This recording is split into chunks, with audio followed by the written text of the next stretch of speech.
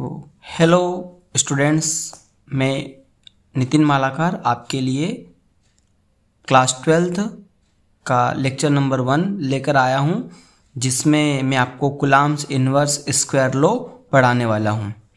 तो आइए देखते हैं।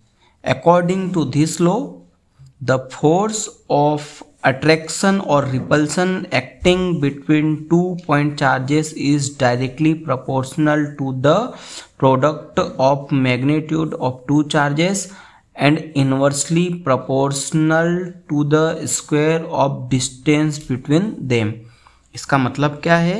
इसका मीनिंग ये है कि अगर हमारे पास दो चार्जेस है, चाहे वो सिमिलर हो या नॉन सिमिलर, मीन्स लाइक हो या नॉन लाइक हो, जैसे हो सकता है कि दोनों plus positive positive plus plus के हो या दोनों माइनस माइनस के हो, तो दोनों एक दूसरे को रिपेल करेंगे। अगर दोनों अपोजिट नेचर के, जैसे प्लस माइनस है, तो दोनों एक दूसरे को अट्रैक्ट करेंगे, है ना। तो फोर्स तो यहाँ पर एक्ट होगा, तो ये फोर्स कितना होगा? तो कुलाम ने ये कहा है कि दोनों के बीच में ये जो लगने वाला जो फोर्स है, जैसे हम मान लेते हैं कि दोनों लाइक चार्जेस है, तो Q1 Q2 को क्या करेगा? रिपेल करेगा, क्योंकि सेम है ना, दोनों प्लस प्लस के है। तो Q1 Q2 को इधर रिपेल करेगा, वैसे ही Q2 Q1 को इस साइड रिपेल करेगा, लेफ्ट साइड। ठीक है, तो रिपल्सन वाला लगने वाला जो फोर्स है, ये कितना होगा? तो ये दोनों के प्रोडक्ट के डायरेक्टली प्रोपोर्शनल होता है। मीनिंग क्या है? जैसे जैसे चार्जेस बढ़ेंगे तो उनके प्रोडक्ट के बराबर फोर्स बढ़ते जाएगा। ठीक है, और साथ में जो फोर्स होता है वो दोनों की डिस्टेंस के स्क्वायर के इन्वर्सली प्रोपोर्शनल होता है। मतलब जैसे जैसे डिस्टेंस बढ़ेगी दोनों के बीच की, सेपरेशन जैसे जैसे बढ़ेगा, तो लगने वाला जो फोर्स है ना, वो डिस्टेंस के स्क्वायर के बराबर कम होते जाएगा।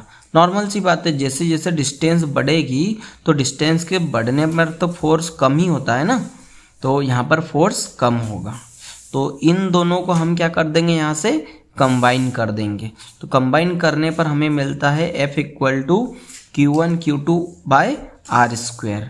यहाँ पर जब आप प्रोपोर्शनल को हटाते हो तो आपके सामने आता है constant K, F = K Q1 Q2 upon r square. और अगर SI सिस्टम की बात करें तो SI सिस्टम में K की वैल्यू होती है 9 × 10⁹ न्यूटन मीटर स्क्वायर पर कूलम स्क्वायर।